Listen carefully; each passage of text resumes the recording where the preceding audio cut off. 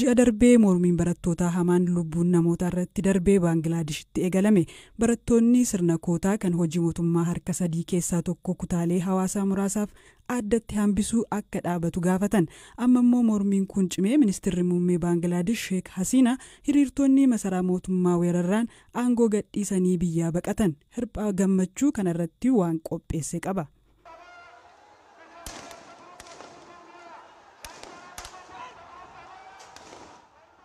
Kun sagalee mormitootaa masaraa mootummaa yeroo weeraranitti bara 2009 aangoo kan qabatan ministeerri muummee Hasiinaan battala mormiin hammaatee hiriirtonni masaraa mootummaa seenanitti helikopteraan gara Indiyaa magaalaa Agartaalaa jedhamutti akka balali'an BBC Bengaaliin gabaaseera. Taatee kanaan booda hoogganaan humna waraanaa biyyattii Jeneraal Waakar Uzmaan lammiilee biyyattiif haasaa taasisuu jedhamanii eegamaa jiru.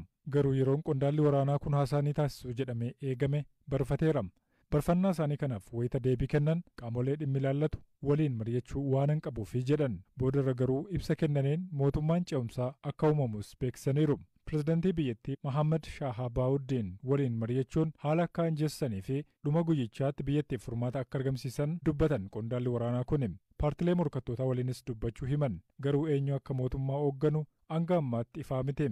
Hiriirri Baangladesh erga eegalamee bubbuleera. Har'a garuu magaalaa Dhaakaa keessatti wayita mormitoonni 10,000 lakkaa'aman ba'an ministeerri muummee biyyattii aangoo gadhiisanii baqachuudhaaf murteessan. Taateen kun mudachuu guyyaa tokkoon dura poolisoonni namoota hiriira ba'aniin walitti bu'uudhaan hiriirtota keessaa yoo xiqqaate namoonni 90 ta'an du'aniiru. Hiriirtonni gariin mana jireenyaa ministeera muummee Hasiinaa kan magaalaa Dhaakaa keessatti argamu haleelaa turan. Suuraalee fi viidiyooleen iddoo jireenya ministeera muummee Hasiinaa magaalaa Dhaakaatti argamu keessaa ba'aa jiran wayita hiriirtonni ol seenuun meeshaalee garaagaraa fudhatan mul'isu. Hiriira mormii ji'a darbeerraa eegalee gaggeeffamaa tureen aangawoonni mootummaa hiriirtota irratti humna fayyadamuudhaan hanga yoonaa namoota 300 ol ajjeesaniiru. Hiriirri mormii kun mootummaa irratti kan eegale ji'a darbe keessa yoo ta'u, ka'umsi isaas gaaffii barattoonni hojii mootummaa kootaadhaan kennuun akka hafu gaafatanidha. Ministeerri muummee Baangladesh Sheek Hasiinaan gara biyya ollaa isaanii kan taate Indiyaatti baqachuudha mul'isu.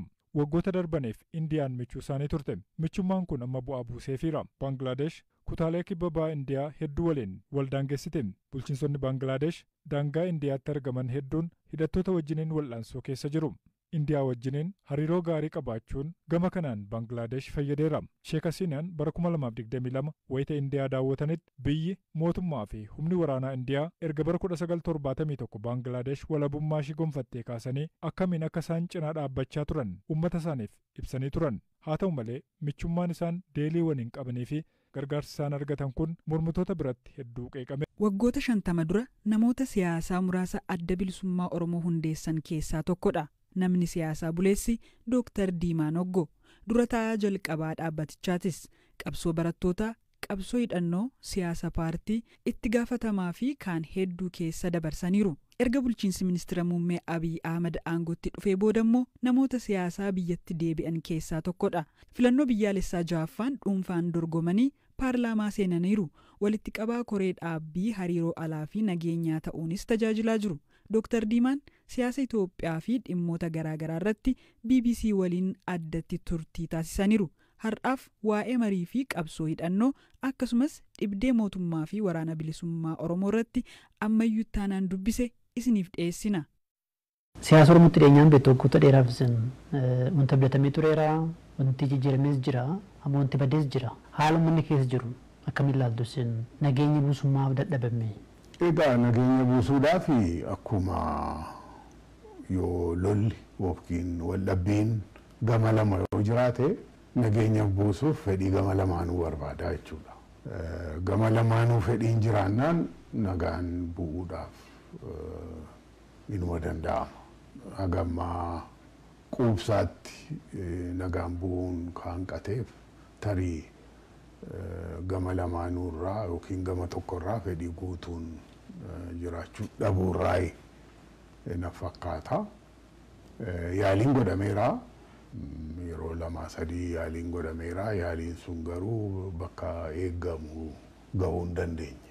Qaamoleen lamaan keessumaa mootummaa fi waraana bilisummaa Oromoo kan mootummaan shaneedhu wanti ijoo wal isaan dhabsiisee maali? Isin amma ABO hundeessitaniittu gaggeessitaniittus maadha inni ijoon sun? ABO isaa ammaan beeku waan gara waggaa 25 caalaadhaan ergan abaa'oo keessaa baafame amma haala amma deemaa jiru hin beeku. Garuu gaafa nu beeknu abaa'oon kaayyoo qabaa, akeeka qabaa, akeeka sana bakkaan gahachuudhaaf karaa siyaasaatiin, karaa politikaatiin carraaqee waan dadhabeef lolatti seenee jechuudha.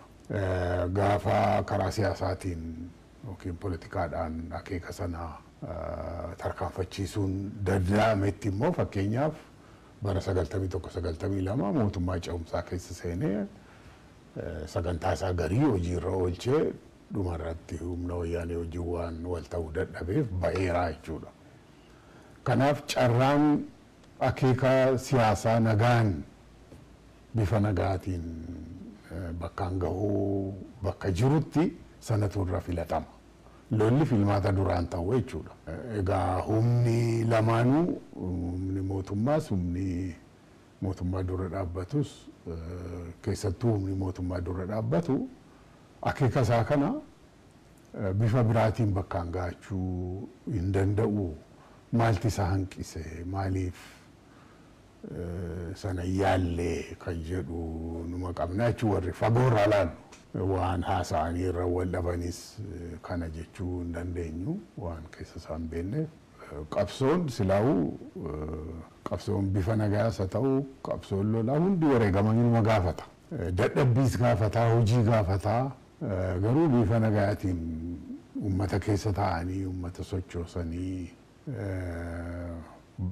akeeka ofii bakkaan gahachuu fi xabaasachuu wanti dadhabsiisu jira natti fakkaatu jechuudha. Faallaatiin paartileen siyaasaa karaa nagaan qabsaa'anii balballi cufamee dirreen dimokiraasii akka durii miti dhiphatee jedhanii komatu. Miseensi paarlaamaa tokko uummata bakka bu'ee qofa ilaalu akka biyyaatti illee uummata waan bakka bu'uudhaa fi rakkina uummanni keessa jiru akkamiin ilaaltu keessumaa sababa rakkoo nageenyaa kanaan. Wal karaa tokkoon paartiileen siyaasaa hammamtu jira, hammamtu immoo gaatti socho'aa jira ka jedhu gaaffii qaba. Qabsoon eeyyamaan hin ta'u tokko gara kaaniin yeroo laallu qabsoon eeyyama gaafatanii mootummaarraa eeyyama gaafatanii miti. Hin qabsaa'u hamma seera keessatti qabsaa'anitti mirga isaaniiti. Paartiileen siyaasaa baay'ee dadhaboodha biyya keenya keessatti. Walumaa gala yoo ilaalle innaa uummata sochoosuu, uummata ijaaruu irratti qoodni isaan qaban xiqqaadha. Kana kan dirree politikaa dhiphise irra guddaa. Mootummaan kamiyyuu, mootummaan aangoorra jiru kamiyyuu mormiin barbaadu. Beekamaadha kun. Kottu na mormi jedhee namni eeyyama namaa kennu hin jiru. Manni kitaabaa uummataa magaalaa Dambidolloo bara 1997 akka lakkoofsa Itoophiyaa hundeeffame yeroo dhiyoon as bakka horsiisa lukkuu fi booyyee tahee jechuun jiraattonni dubbatan. Obbo Moosisaa Likkaasaa maanguddoo magaalaa Dambidolloo jiraatan yoo ta'an yeroo dheeraaf hojjetaa mana kitaabaa uummataa Dambidolloo ta'uun tajaajilaa turanii amma sooruma bahan manni kitaabichaa deeggarsa tola oolaa Taamiruu Nagarii jedhamuun hundeeffame jedhan. Barataan yuunivarsiitii maqaansaa akka hin eeramne gaafatee fi duraan fayyadamaa mana kitaabaa kanaa ture haala amma irra jiru nutti himeera. Kitaaba nuti illee yeroo barannu ofii keenya mana barumsaa keessatti barannu keessaa kitaaba argachuu hin dandeenye baay'eesaa achi keessaa dhannee argannee achi keessaa dubbisnee raawwannee waan baay'ee muuxannoo baay'ee jijjiiraa turre mana kitaaba sana keessatti.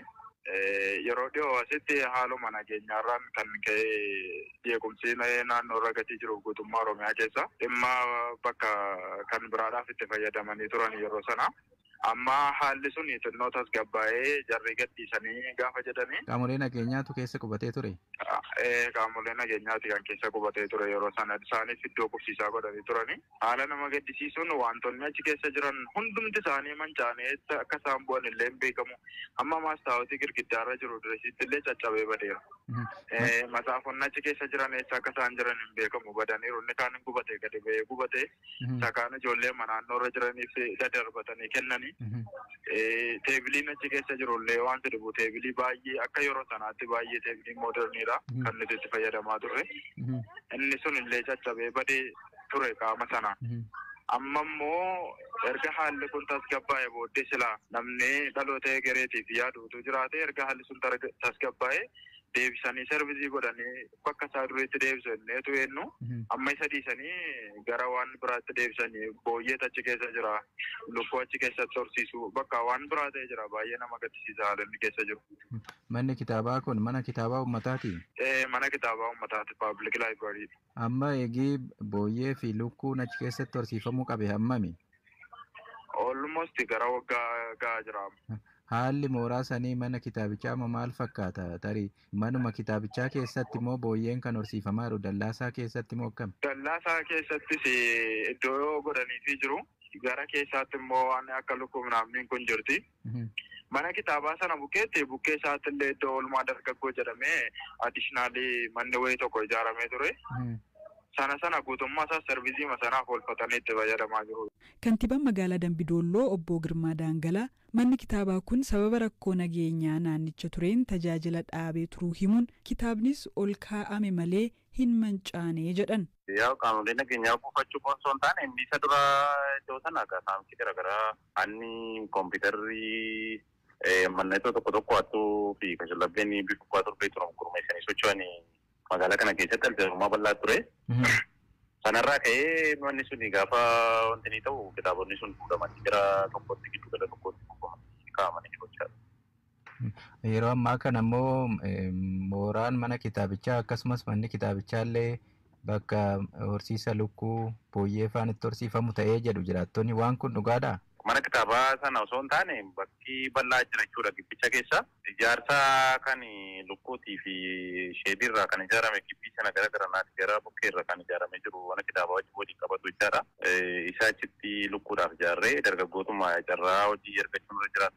Yuunivarsiitii nama 29 fi carraa hojii uumnee dargaggoonni iddoo sana keessatti lukkuu horsiisanii akka isaan jiraatanidha. Kan goon irraa kanaaf inni sun dhimma sanaa wajjin dhimma wal qabatu sunti. Rakkoonni mana kitaabaa immoo rakkoo nageenya abbaa torbee magaalaa keessatti hundaa'ee lubbuu qabeenya namaa saamaa ture.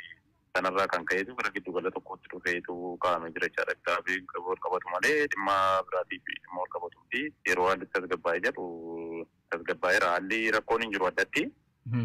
Garuu immoo itti deebi'amee mana kitaabaa tajaajiluu danda'a jechaadha. Malee gamoon manni kitaabaa kitaabonni keessa turan gamoo san keessatti amma lukkuun keessatti hin galle jechuudha. Lukkuun daafikoo isheetii ijaarree jirraa barna. Mooraa mana kitaabichaa keessatti ijaartan jechuudha. Mooraa manni kitaabaa gara mirgaatti hafee jira. Gara naammoo lafa duwwaadha jechuudha.